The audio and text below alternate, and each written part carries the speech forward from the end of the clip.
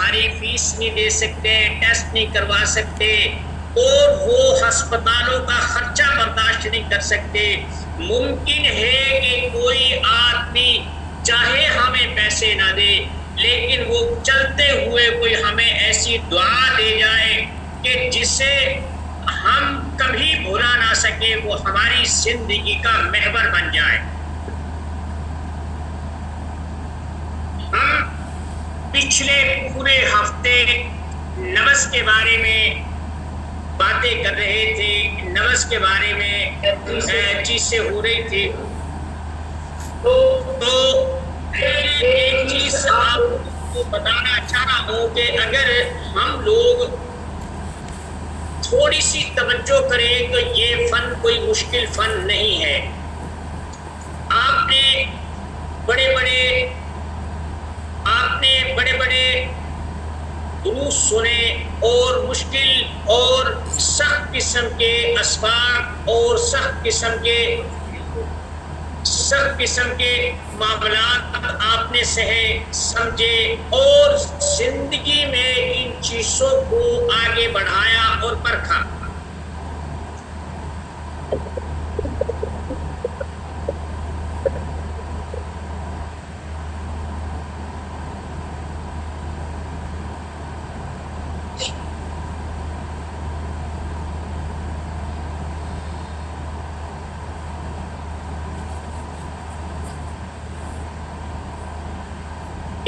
کر کے اس چیز کو ایک فنکاری سمجھتے ہیں اور اس چیز کو دانائی سمجھتے ہیں، کیونکہ ہم نے منطق پڑھی ہوتی ہے، ہمیں وہ داؤ پیچ سکھائے جاتے ہیں کہ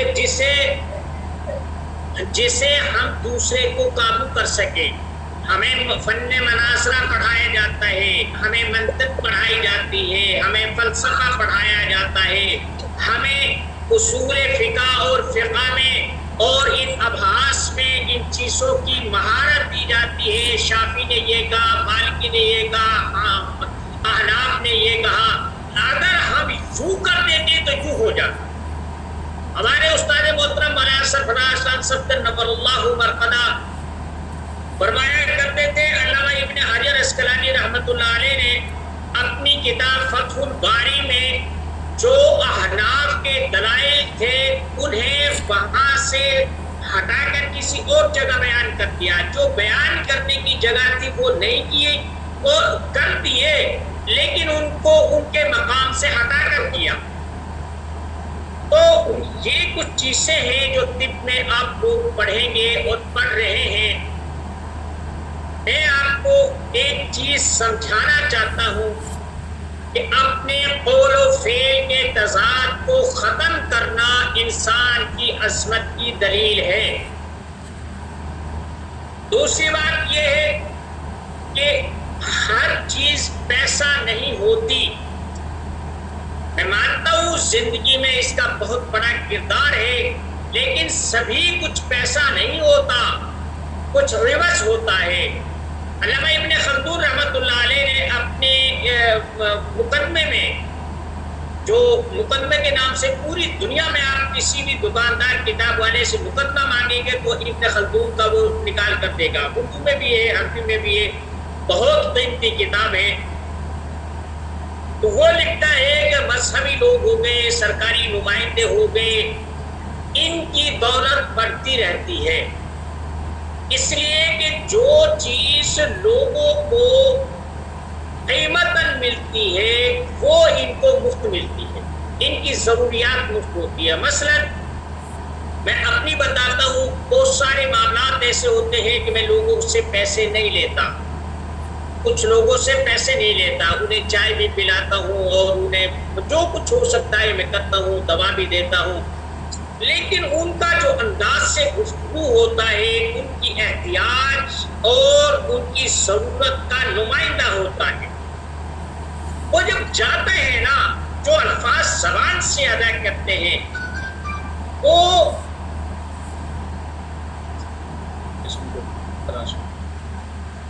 اس چیز سے کہیں قیمتی ہوتے ہیں جو 2 4 10 20 2 400 500 1000 روپے جو میں نے لینے تھے. وہ جو چیز، وہ جو الفاظ خلوص ان کے اندر سے ابھرتا ہے اور زبان کے ذریعے سے ادا ہوتا ہے، وہ پیسے کے بلبوتے پر میں نہیں خرید سکتا۔ ایسے ایسی زندگی کے موڑ آئے، ایسے ایسے مراحل آئے، ایسی ایسی منازل آئی، اللہ نے ان سے کس انداز میں مجھے نکالا مجھے معلوم نہیں ہے۔ تو میں یہ سمجھتا ہوں کہ اگر میں یہاں پیسہ دیتا تو پیسہ کام نہ آتا، پھر میں یہ سمجھتا ہوں ذخیرہ تو یہ بھی ہے جو وقت کی صورت میں ہے، وہ میرے کام آتا ہے، میری ضرورتیں پوری ہو جاتی ہیں۔ تو میں یہ سمجھتا ہوں یہ اس چیز کا عوض ہے جو 4 پوریاں میں نے ضرورت مند کو دی تھی۔ ایک دوسری بات یہ ہے کہ آپ لوگ اب طبیب ہیں، نبض دیکھنا میں نے سکھا دیا۔ کل کچھ ساتھیوں نے کہا تھا اصطلاحات کے بارے میں۔ دیکھیں، اصطلاح ایک چیز کو متعین کرنے کے لیے ماری سے وجود میں آتی ہے۔ مثلا دیکھیں کہ لفظ شیخین ہے، لفظ شیخین ہے، یہ اگر صحابہ کرام رضوان اللہ علیہم اجمعین کے ذکر مبارک کے ساتھ ہوگا تو اس سے مراد سیدنا صدیق اکبر اور سیدنا عمر فاروق رضی اللہ عنہما ہوں گے، ٹھیک ہے۔ اگر یہ حدیث کے محفل میں ہو اور احادیث پر کوئی بحث چل رہی ہو، وہاں شیخین بولیں گے تو وہاں امام بخاری رحمۃ اللہ علیہ اور امام مسلم رحمۃ اللہ علیہ مراد ہوں گے۔ بات سمجھ گئے؟ اور اگر یہ چیز فقہ میں ہوگی تو پھر ان سے مراد امام اعظم ابو حنیفہ رحمۃ اللہ علیہ اور امام قاضی ابو یوسف مراد ہوں گے۔ آپ لوگ بہتر سمجھتے ہیں، فقہاء ہیں اور آپ مستند عالم ہیں، ان چیزوں کو بہتر۔ اسی طریقے سے جو طبی اصطلاحات ہیں وہ اس لیے کہ جب کوئی میدان طب میں ان چیزوں سے بحث کرتا ہے تو سمجھنے میں دشواری نہ ہو۔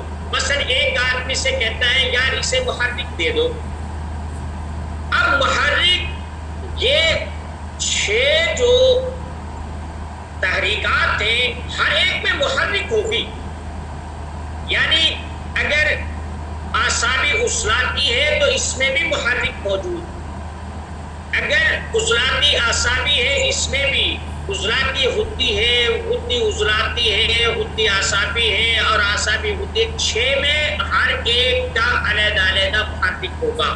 یعنی وہ ابتدائی دوا جو اس عضو کو ہلکی سی چوٹ دے، اسے ہلائے، اسے تھوڑا سا تحریک دے دے، ہلکی سی معمولی سی قوت ہو، کہتے ہیں انگلی کے اشارے سے، تو یہ سمجھے کہ یہ انگلی ہے۔ ایک انگلی تو وہ بھی ہوتی ہے نا جو ماشاءاللہ جب ہم جولی بیٹھے ہوتے ہیں جب استعمال ہوتی ہے، وہ والی نہیں ہے۔ تو جو ابتدائی دوا ہوگی اسے، یعنی سب سے ابتدائی دوا یا سب سے پہلا جو درجہ ہے وہ محرک کا ہے۔ یہ بات آپ سمجھ گئے؟ اب آپ نے دیکھا کہ مرض سے کچھ زیادہ ہے یا مریض اس چیز کا تقاضا کرتا ہے، یا آپ یہ سمجھتے ہیں کہ یار یہ جو 2 چیزیں، یہ 3 چیزیں تھیں، بہتر ہے کہ میں اس میں کچھ اضافہ کر دوں، تو پھر ہم اسے کہیں گے محرک شدید۔ یعنی وہ جو صرف ایک آسرا تھا، ایک پلس تھا، ایک کنٹرول تھا،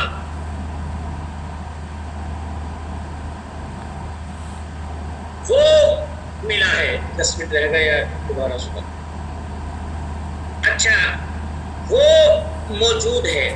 آپ نے اس میں تھوڑی سی طاقت کا اضافہ، یعنی آپ جیسے کسی برتن کو، کسی وزن کو اٹھاتے ہیں تو اگر وہ ہلکا ہوتا ہے تو آسانی سے اٹھ جاتا ہے، انگلی سے بھی آپ اٹھا سکتے ہیں، معمولی سے اسے سہارے سے اٹھا سکتے ہیں۔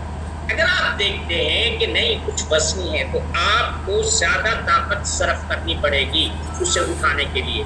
تو یہ 2 درجے ہو گئے، پہلا ہو گیا محرک پھر ہو گیا محرک شدید، اور تیسرا درجہ ہے ملین۔ ملین آپ مثلا جیسے لین آپ کہتے ہیں نا، آپ نے نورانی قاعدہ پڑھا ہوگا، اس میں پہلی تختی، دوسری، تیسری اور چوتھی تختی جہاں زبر زیر پیش کی وہ مشق ہوتی ہے، تو اس میں ایک چھوٹا سا ایک وہ بنا کہ یہ لین ہے یعنی نرم ہے۔ تو جو مواد بیماری کا سبب بن رہا ہے اسے نرم کر کے کہ طبیعت اسے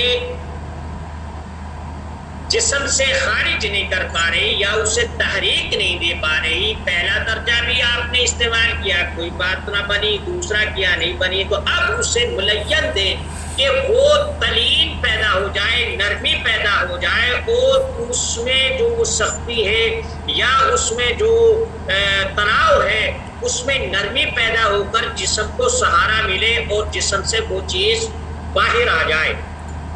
جیسا ہم کہتے ہیں یہ ملین ہے، یعنی اسے کھا لو دست تو نہیں آئیں گے، لیکن یہ ہے کہ یہ آسانی سے صفائی کر دے گی، اسے ہم ملین کہتے ہیں۔ ٹھیک ہو گیا؟ آگے اب جب تھوڑا سا آگے چلیں گے، آپ نے کیا دیکھا؟ ملین، پہلا محرک شدید، ملین۔